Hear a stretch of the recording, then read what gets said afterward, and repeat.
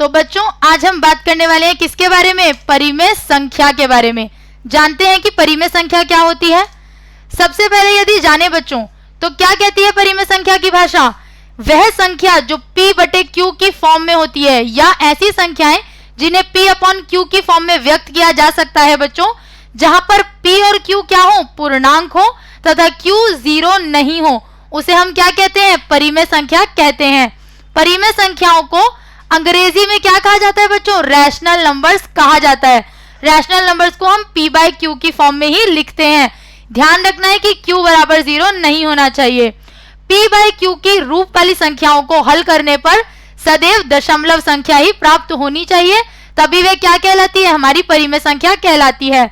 उदाहरण जैसे कि बच्चों आप देख रहे हैं 5/7, -2/9, 3/4 आदि। आगे हम बात करते हैं किसकी? आगे हम जानते हैं परिमेय संख्याओं में अंश और हर के बारे में। कोई भी परिमेय संख्या बच्चों अंश और हर से मिलकर बनी होती है। जैसे यहाँ देख रहे हो p बाई q की फॉर्म में p क्या है? p हमारे अंश को दर्शाता है, उसी प्रकार q हर को दर्शाता है। यहाँ दिए गए उदाहरणों में बच्चों देखो यदि तो परिमेय संख्या 2/3 में 2 क्या है? अंश है और 3 हर। उसी प्रकार -5/6 में -5 अंश है और 6 हर है। यानी कि अंश क्या होता है बच्चों? न्यूमरेटर, और हर क्या होता है? हमारा डिनोमिनेटर। तो कोई भी परिमेय संख्या न्यूमरेटर और डिनोमिनेटर से मिलकर बनती है। आगे हम बात करें तो परिमेय संख्याएं जो है बच्चों दो तरीके की होती हैं, धनात्मक और ऋणात्मक। धनात्मक परिमेय संख्याएं कौन सी होती हैं?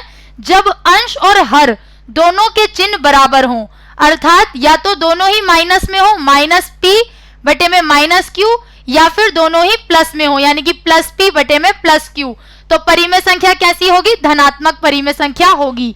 धनात्मक परिमेय संख्या सदैव शून्य से बड़ी होती है, जैसे 4/5, 5/6, 2.1, 3.123 आपको उदाहरण दिए हुए हैं।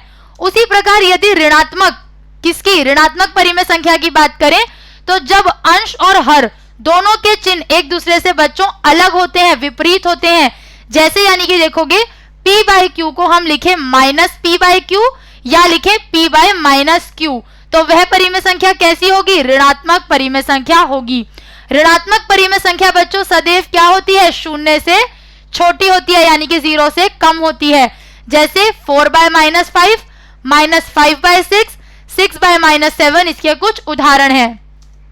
आगे हम जानते हैं कि किस प्रकार परिमेय संख्याओं के कुछ प्रश्न हैं जिन्हें हम जानना चाहते हैं।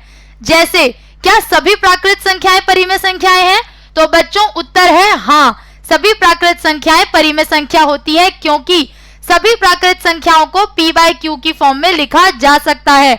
जैसे 2 को हम लिख सकते हैं 2/1 और 3 को लिख सकते हैं 3/1। उसी प्रकार अगला प्रश्न है कि क्या सभी पूर्ण संख्याएं परिमेय संख्याएं हैं? तो इसका उत्तर भी है बच्चों हाँ, सभी पूर्ण संख्याओं को हम p बटे q की फॉर्म में लिख सकते हैं।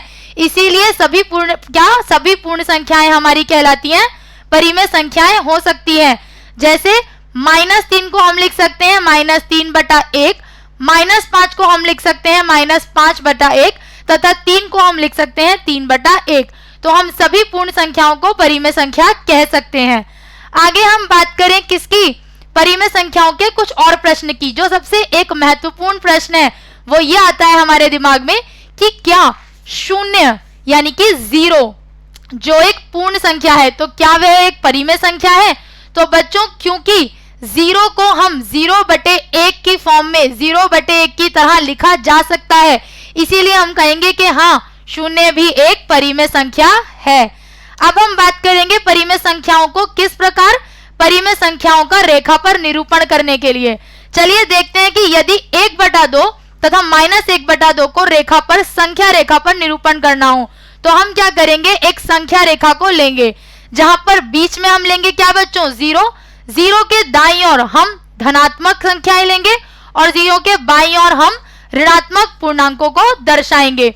यदि हमें -1/2 को दर्शाना है तो -1/2 बच्चों कहाँ आएगा? 0 और -1 के बीच में। 0 और -1 के बीच में हम -1/2 परिमेय संख्या को दर्शाएंगे। उसी प्रकार यदि 1/2 जो कि एक धनात्मक परिमेय संख्या है, इसको हम 0 से 1 के बीच में बच्चों दर्शाएंगे, क्योंकि यदि इन्हें विभाजित करोगे तो 0.5 आएगा। माइनस 0.5 कहाँ आएगा?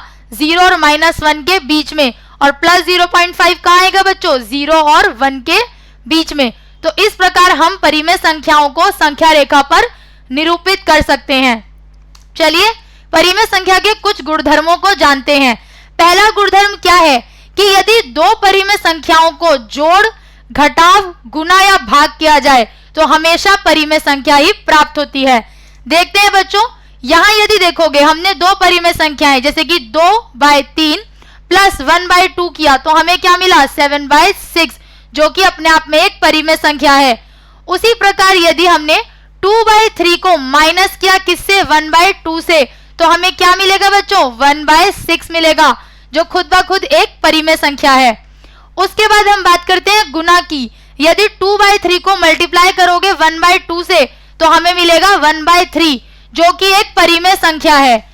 वहीं अगर हम डिवीजन की बात करें तो बच्चों यदि 2/3 को डिवाइड करोगे 1/2 से तो हमें प्राप्त होगा 4/3, जो कि खुद क्या है? एक रैशनल नंबर है।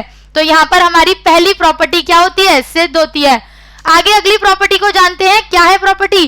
कहती है कि परिमेय संख्याओं का योगफल और गुणनफल की संक्रियाएं क्रम विनिमय होती हैं।